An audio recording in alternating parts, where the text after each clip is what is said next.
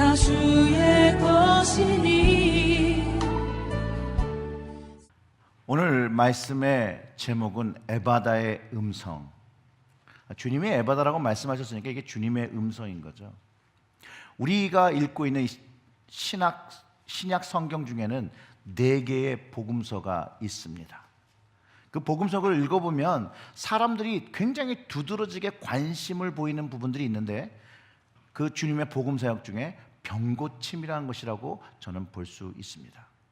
주님께서 병든 자를 치유하셨을 때 사람들은 예수님께로 모여들었습니다. 주님은 늘 하나님 나라와 말씀을 선포하시는 것이 중심이셨는데 사람들은 늘 기적과 표적을 보기 원했습니다. 이걸 보면 어떻게 보면 주님의 생각과 사람의 생각이 전혀 다른 것을 우리는 이해할 수 있습니다. 마치 이사야를 통해서 하나님의 생각과 우리의 생각이 다르다라고 말씀하신 것을 증명하는 것처럼 주님과 함께 했던 사람들의 생각과 주님과의 생각이 달랐고 또 역시 주님의 생각을 우리가 여전히 이해하지 못하고 살아가는 그런 모습들이 어쩌면 증명되는 것인지도 모르겠습니다. 마가복음 7장을 묵상하며 미처 이전에는 관심 두지 않았던 단어에 눈길이 가면서 예수님 왜 여기에 가셨을까라는 질문을 해보게 되었습니다. 예수님께서 가졌던 다른 뜻이 있는 것 같아서 계속 그 7장을 반복해서 묵상하다가 오늘 본문 31절의 말씀, 예수께서 다시 두로지경에서 나와 시돈을 지나고 데가볼리 지경을 통과하여 갈릴리 호수에 이르심에 두로와 시돈과 데가볼리를 통과하여 갈릴리 호수로 이른 그 여정을 나열하고 있습니다. 이것을 통해서 우리는 한 가지 깨닫는 중요한 사실이 있습니다. 예수님 역시 이방인을 위해서 복음을 전하셨다라는 것이죠. 예수님 분명히 유대의 땅이 아닌 이방의 땅에서 복음 사역을 하셨다는 거예요. 물론 이 지역에도 유대인들이 살고 있었습니다. 그러나 이방인이 더 많이 사는 지역에서 오셨다라는 것이죠. 사실은 그 당시에 유대인들의 그 전통 사상을 보면 이방인들과 접촉하는 것은 의식적 불결이라고 가져오는 것이라고 믿었는데 예수님은 이 제자들을 데리고 주님을 따르는 사람들을 데리고 이방 지역을 순방하고 이제 갈릴리 호수로 돌아오셨다라는 것이에요. 그리고 여기서 또 특이한 부분, 돌아오셔서 고치신 그 방법, 다른 사람들을 고치신 방법과 조금 다른 방법으로 이 사람의 장애를 고쳐주셨다는 것을 우리는 알 수 있습니다.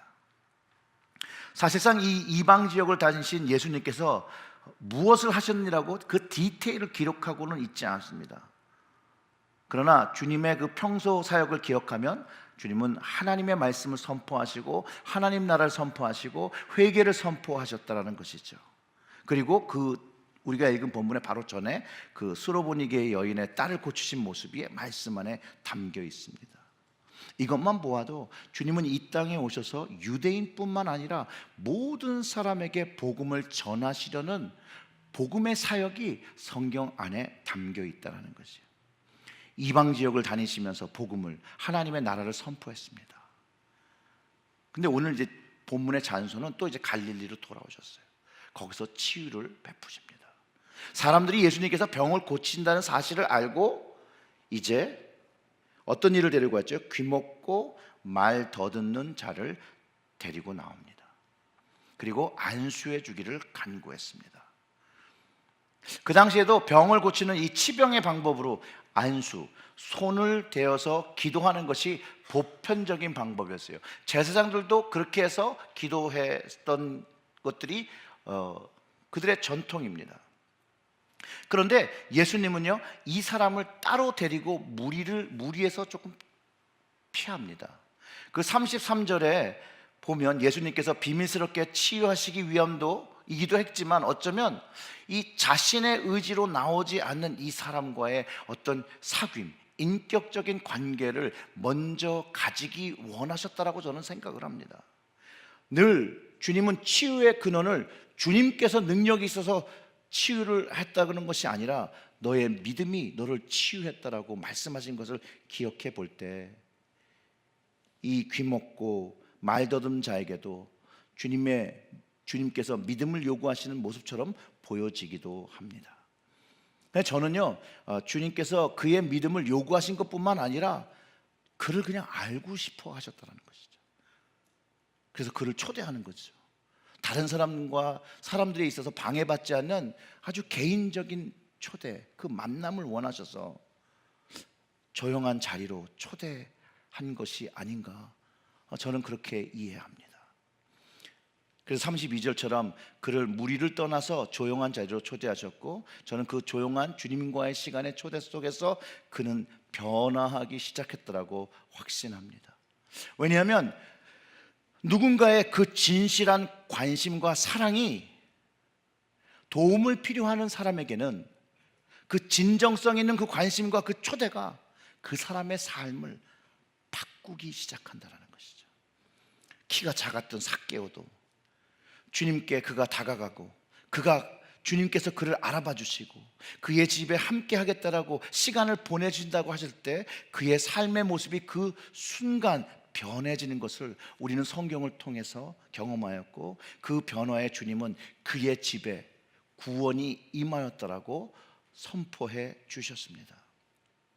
예수님께서는 오늘 본문 속에 있는 이 귀먹고 말 덧없는 사람에게도 특별한 초청을 해 주셨다는 거예요. 그래서 따로 사람들이 없는 곳에 이 사람을 데리고 가서 관심을 주시고 그에게 가장 필요한 것을 해결해 주셨다는 거예요. 이 말더듬고 귀먹은 사람만 부르시는 것이 아니라 주님은 우리를 주님의 자리로 초청하고 계시다라는 것이에요. 필립 얀시의 책에 고통이라는 선물이라는 책이 있습니다. 그 책에 보면 그 인도의 존 카르메런이라는 사람을 소개하는데요, 그는 한센병을 앓고 있는 환자였습니다. 한센병이 뭐냐면 쉬운 말로 문둥병입니다.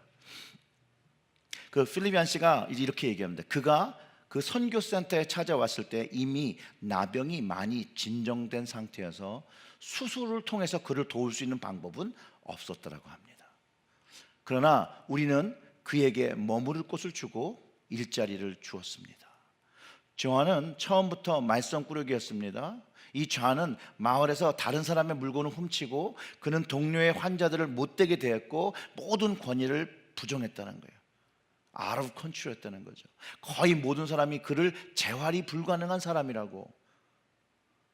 그런데 거기에 그 브랜든 할머니란 분이 그를 보살피고 그와 함께 많은 시간을 보냈다고 하고, 결국 그는 그리스도인이 되었다라는 거예요. 근데 그 회심이 그 존의 인격에 즉각적인 영향을 미치지 못했대요. 그런데 그에게 삶의 전환점이 되어지는 그런 사건이 하나 있었는데, 그 벨로어에 있는 타밀교회에 이 한센병, 이 문둥병 걸린 이 존을 데리고 예배를 참석했다라는 것이에요.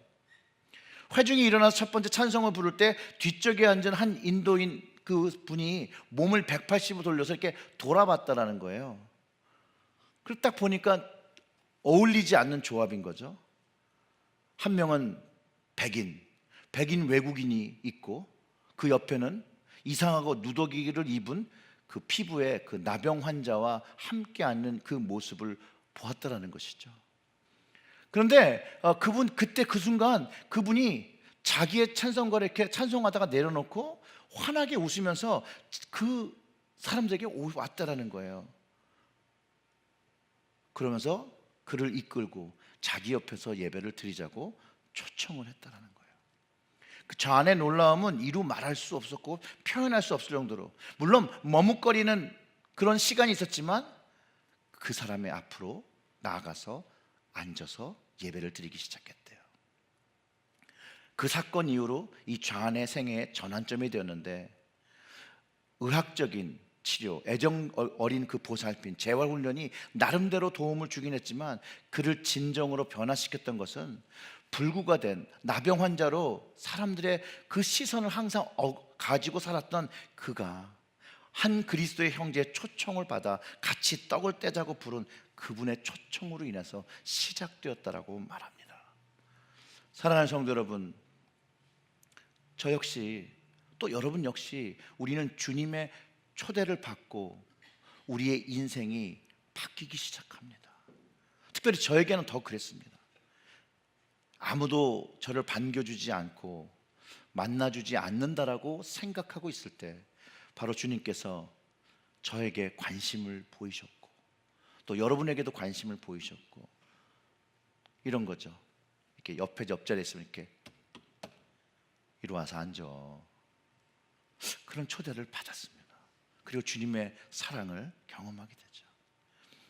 여러분, 이 본문 속에 그 귀머거리로 말 더듬는 이 사람, 말 잘 못하는 사람, 이 사람이 그 시대에 얼마나 어려움을 당하고 또 무시당하며 이 장애로 태어난 것이 자신의 죄의 결과라고 생각하며 자책하며 살아왔을지 여러분 상상이 되십니까?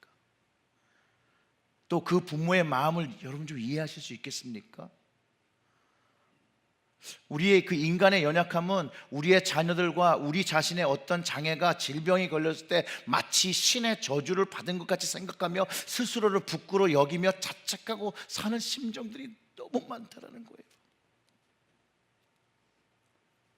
저는 목회를 하면서 자녀들이 많이 아프거나 장애를 가지고 있을 때 그 부모님이 가장 괴로워하는 게 뭐냐면 내가 뭘 잘못해서 내 아이들이 이런 걸 받는가. 그런 분들이 정말 대부분이었어요. 그리고 그 자녀들의 아픔과 힘듦에 자신이 해줄 수 있는 것이 아무것도 없다는 그 좌절감으로 살아가지고 있었어요. 그때 뭘 해드릴 수 있는 게 아무것도 없더라고요.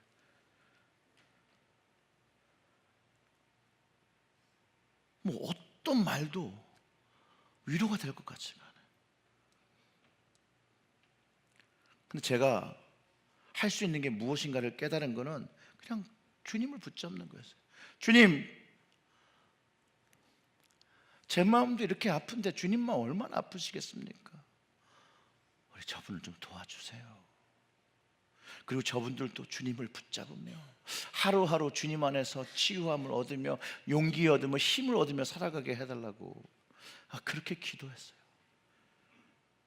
과거나 현재나 지금 장애를 가지고 병을 가지고 사는 삶은 쉬운 삶이 아닙니다. 장애를 가진 사람과 그 가족은 모두 어려운 삶을 살아요. 그런데요, 그런 어려운 삶을 살아가는 사람을 주님이 초청하신다라는 거예요. 주님이 초대하신다라는 거예요. 이리 오세요. 이리로 앉아. 주님의 옆자리로 손을 두드리며 초청하십니다.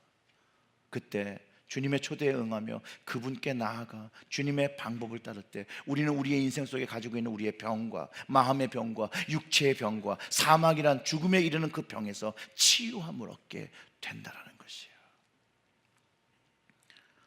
제가 6살인지 7살인지 잘 모르겠는데요, 그 당시에 이제 저희 집에 그 저를 재우고 밥을 해주시는 그 누나가 한 분 계셨어요.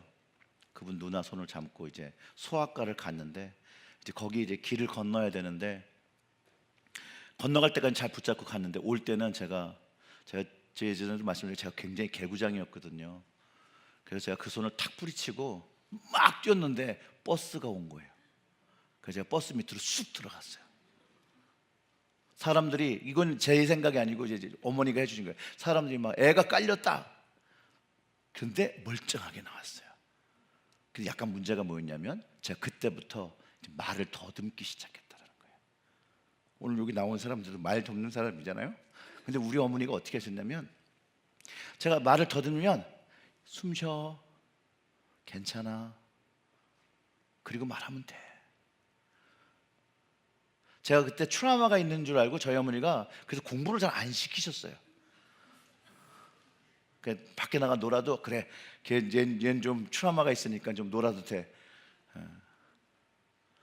근데 그게 시간이 지나고 나니까 이 말 더듬는 게 정말 고쳐졌어요. 어머니가 보여주신 그 관심이죠, 사랑이죠.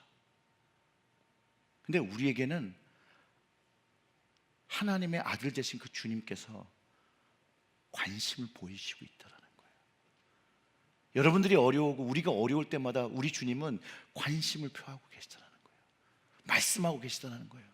다만 우리가 얹을 때는 이렇게 하고 있거나 이렇게 딴 데를 보고 있어서 그렇지 주님은 항상 우리를 보고 계시다는 거예요. 그리고 주님은 주님의 치유의 방법을 우리에게 제시하고 계시다는 거예요. 왜냐하면 주님은 아세요. 그거를 주님의 방법으로 치유하실 수 있다는 걸. 주님은 우리를 주님의 방법으로 치유하십니다. 사실 그 주님의 능력으로 그냥 말씀만 하시면 병이 나올 수 있습니다. 전 진짜 그렇게 믿어요. 그런데 주님이 원하시면 병의 그 근원이 떠나가고 치유함을 받을 수 있는데, 예수님은 오늘 우리 본문 33절에 그 기록되어 있는 것처럼 손가락을 양 귀에 넣으시고 침을 뱉어 그의 혀에 손을 대시고 기도해 주셨다라는 거예요. 그 사람 볼 수도 있었어요. 들을 수도 있었어요. 그냥 말을 좀 더듬고 좀 잘 못 듣는 거지, 그 상황이 어떤 상황인지를 다 알았다라는 것이죠. 상황 입장 바꿔서 한번 여러분 이렇게 생각해 보세요. 누가 여러분들을 고쳐준다고 하면서 침 뱉어 혀를 만지려고 하면 여러분 어떻게 반응하시겠어요? 그냥 가만히 있어요? 그렇지 않을 텐데요. 아무튼 여러분 상상에 맡깁니다. 그런데 오늘 본문 속에서 예수님이 하셨던 그 행동은 어떤 의미를 가지고 있냐는 거예요. 분명한 것은 우리는 주님의 사랑으로 치유함을 받았다는 거예요. 또 그 사랑을 가진 다른 사람도, 다른 이웃도 그 주님의 사랑으로 치유함을 받았다는 거예요. 주님께로 나아가고 주님의 방법을 따랐을 때, 우리가 주님께 다른 일을 초대할 수 있는 것처럼 주님께 먼저 하나님의 사랑을 알고 하나님을 알지 못하는 이 사람, 듣지 못하고 말 잘 못하고 더듬는 이 사람에게요, 먼저 사랑으로 주님께서 만져주십니다. 그분의 사랑의 손으로 터치해 주십니다. 이 사람이 주님이 만진다는 걸 알겠죠. 거기에 그 주님과의 그 짧은 사귐 속에서 믿음과 신뢰, 그 주님의 사랑이 전달됐을 때, 주님이 그의 손가락으로 귀를 막으시고 침을 뱉어서 다시 그 혀에 바르는 그 행동을 보일 때, 그가 그것에 순종하고 그것에 자기의 몸을 맡겼을 때 하나님의 능력을 경험하게 되었다는 것이죠. 그리고 또 여러분들이 생각하는 것처럼 침을 바르는 행위가 그렇게 더러운 행위가 아니라요, 고대부터 내려오는 민간 치병 활동이었음을 고대 문서에서 발견할 수 있습니다. 물론 그게 남의 침이 아니라 자기 침으로, 우리 문화에서는 이게 뭐 어디 상처 나면 침 발라서 붙이던 거 기억나십니까?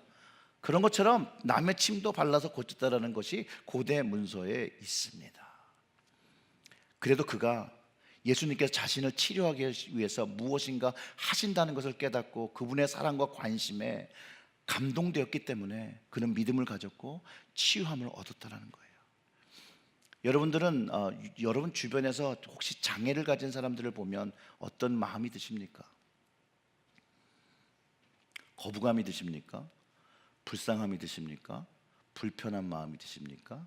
어떤 마음이 드십니까? 저에게는 좀 부끄러운 과거가 있습니다.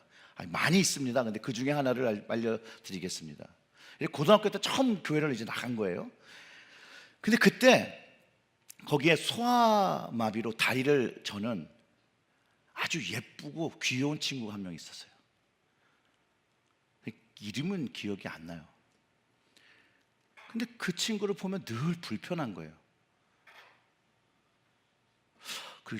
무슨 말을 어떻게 해야 될지 그런 거잖아요. 오늘 어때? 좋아? 근데 제 마음속에 다리가 불편하고 힘든데 뭐가 좋겠는데 질문한다는 것 자체가 너무 웃기더라고요. 근데 너무 불편한 거예요. 그리고 또 한편 또 불쌍하기도 한데, 또 불쌍하다는 마음을 좀 가지면 또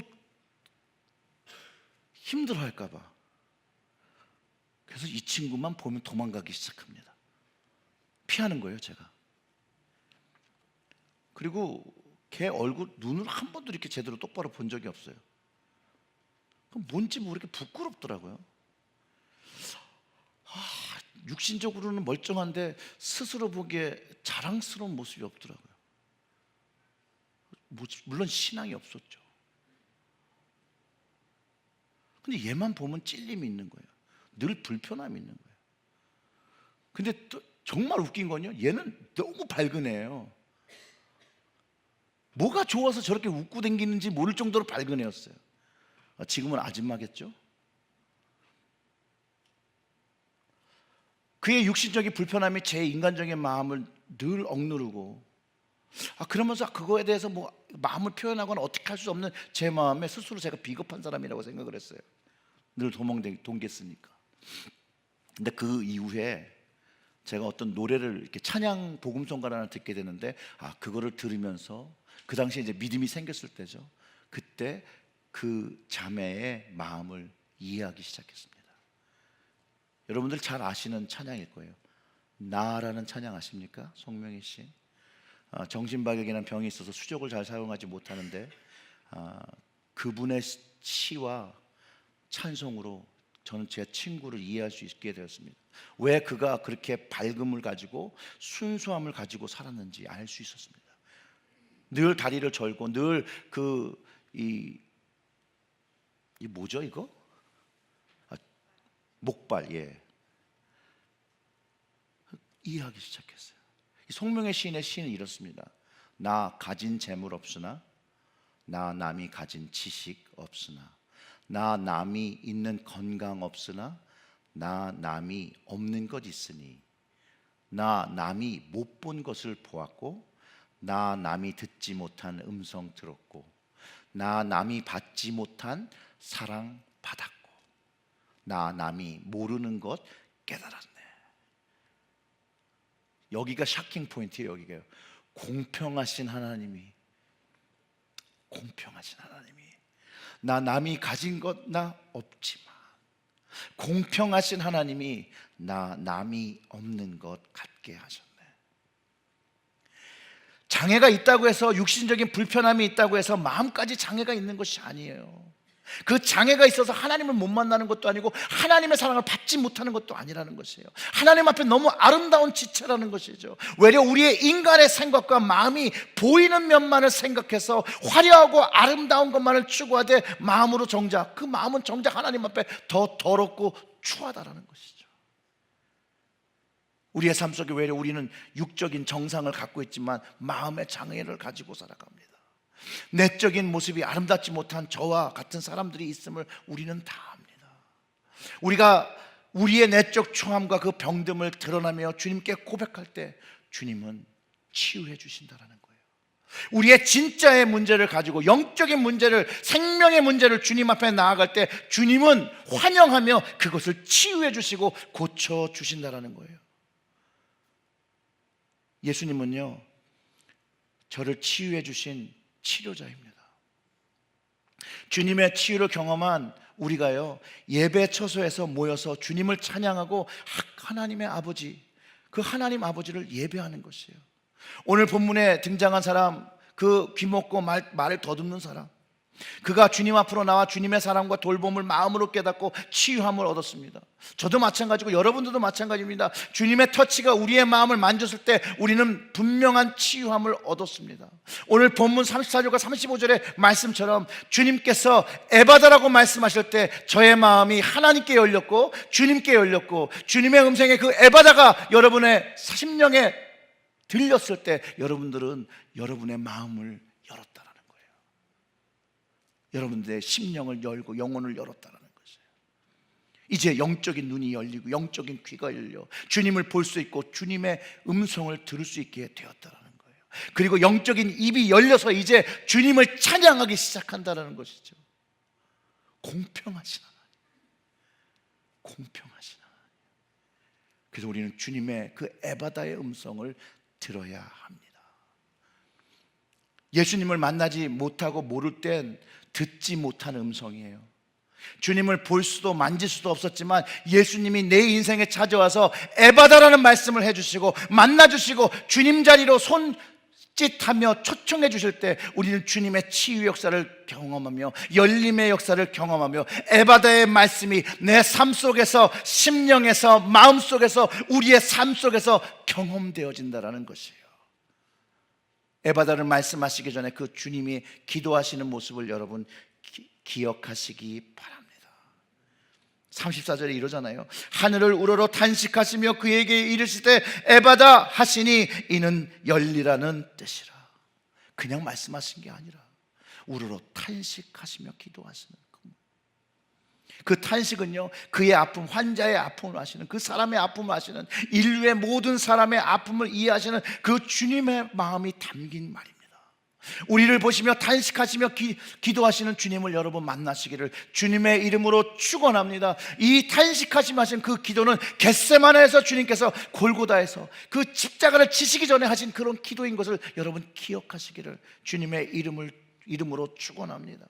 하늘을 우러러 보며 하나님의 긍휼이 이 사람에게 임하길 기도하신 예수님의 마음을 우리가 경험하게 될 때 우리는 우리의 삶의 현장에서 치유의 역사, 그 에바다의 역사를 경험하게 됩니다.